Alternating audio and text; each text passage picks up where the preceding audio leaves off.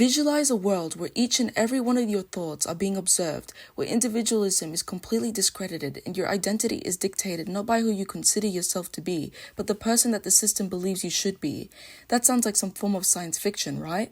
But doesn't that hold an ounce of truth in connection to our daily lives? We are always negotiating our personal desires versus the influences from society that guide the choices of what we will say, do, and be. These opposing forces of social influences and personal identity are the underlying theme in both George Orwell's 1984 and George Lucas's THX 1138. Two texts that span decades, however remarkably intertwined in their exploration of human experience under oppressive regimes. Today, I will be examining how these writings portray the ways our lives are influenced, constrained, and possibly distorted by external elements, and what these writings indicate about the essence of human freedom and autonomy. Have you ever imagined what it would be like to live in an environment where the system not only observes your activities, but also monitors your thoughts? Orwell plunges the reader into this reality with his declarative statement, "Big Brother is watching you." This single sentence of direct address makes the audience aware of the presence of Big Brother and the scrutiny he places on them. Orwell's rhetoric is concise, forceful, and assertive. It's not just a warning, it's a reflection of a world where individual identity is constantly under siege. Then, consider the paradoxical slogans of the party. War is peace, freedom is slavery, ignorance is strength. Orwell utilizes this juxtaposed text to force readers to grapple with the manipulation of reality itself through oxymoron. The party's power is not just to monitor your thoughts, but to define your perceptions of the world, and thus erode your ability to make autonomous decisions. The impact of this on the audience is significant, as they begin to ask themselves how much of the reality that they have accepted in their own lives has been socially created. Orwell emphasizes the extent of the party's control with Winston's state. Thought crimes does not entail death. Thought crime is death. Hyperbolic equivalency is used to emphasize the complete consequences of disobeying the government, where even internal rebellion against the regime is a crime. As the audience, we are presented with a threatening possibility that the very concept of identity can be considered a crime.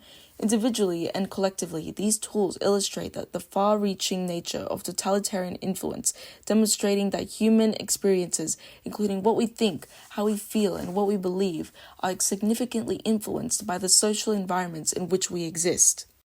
When an environment does not merely observe you, but chemically inhibits your humanity, what then occurs? THX 1138 provides a vision of a society where individuality is purposefully eliminated. The phrase "masses are what we are for the party and for all" emphasizes this reduction of humans to functional components within a mechanical system. Collective language and the use of the term masses creates an unsettling feeling of depersonalization. The audience is prompted to contemplate how systems of authority can diminish personal identity by prioritizing functionality over individuality. Additionally, the dehumanization is demonstrated by the fact that citizens, like characters THX 1138 and LUH 3417, are identified solely by numbers instead of names.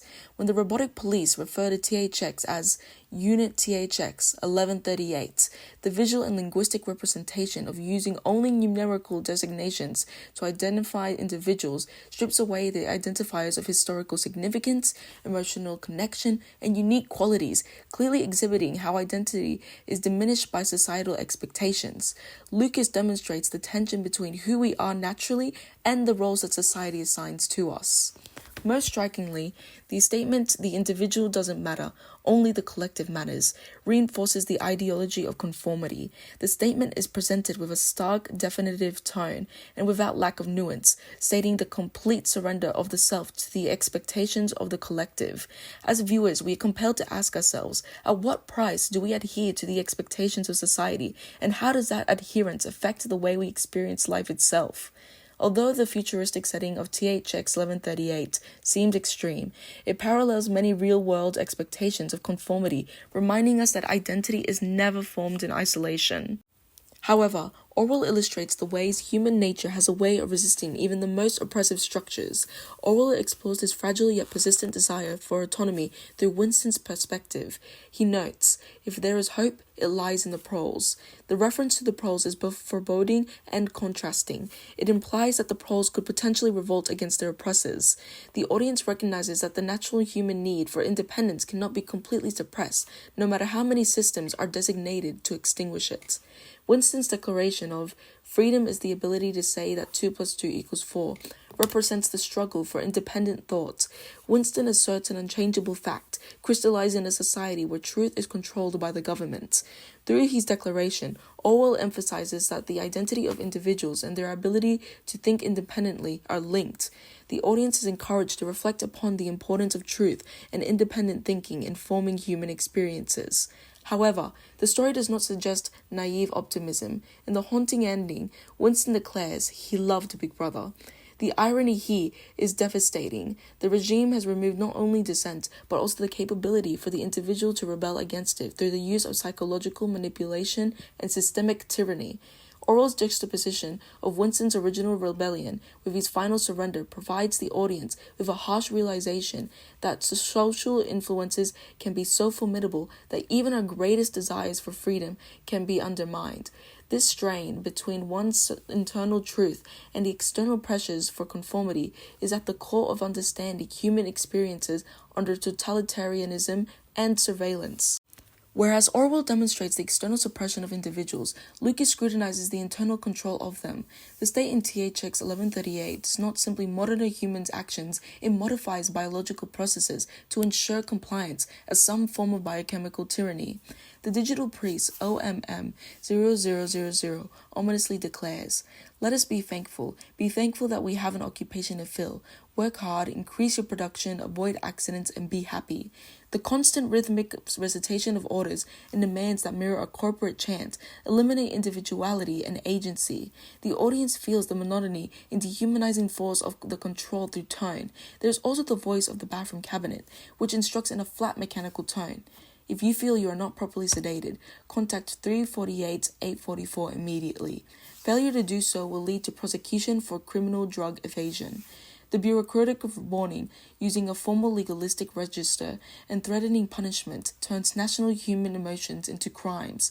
The absurdity and horror of such a law is felt intensely by the audience.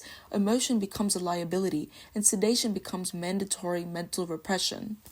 When THX 1138 begins to question what he has become and resist the suppression of the state, THX's internal turmoil surfaces in the broken confession. "What am I to her, or she to me? Nothing." The despair in this line, spoken by THX as he realizes the emptiness of his existence reduced to numbers and conformity, utilizes first-person internal monologues and existential questions to expose THX's psychological awakening. This line also reveals how deep the system has stripped him of his humanity, while unveiling and crystallizing the fragile but enduring human impulse for connections and identities. What then do we really take away from these dystopian warnings about our future?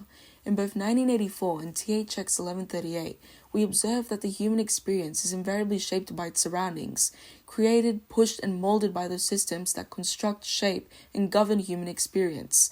All exposes that political constructs can colonize our minds through control of the truth, our thoughts, and even our memories. Meanwhile, Lucas flips the lens inward and exhibits through the film that technology can also numb emotions. The two texts together make it clear that identity is not simply who you are, but rather who you are permitted to be, the struggle between one's personal identity and the external forces of human experience. The uncomfortable question left for us by these texts is this: how much of what we think or feel is ultimately truly ours? What pieces of ourselves do we quietly surrender when we conform to fee, convenience, loyalty, or habits? These are not questions for Winston or THX alone, but for all of us who navigate life through our own families, algorithms, institutions, expectations, and cultures that tell us how to talk, how to behave, how to succeed, and how to belong. Ultimately, 1984 and THX 1138 serve as mirrors reflecting the precarious nature of autonomy and the pressure that shapes the human experience. They remind us of the universal, ongoing, and deeply human nature of the relationship between self and society. Perhaps it asks us this: How can we keep our humanity intact as the world attempts to define it for us?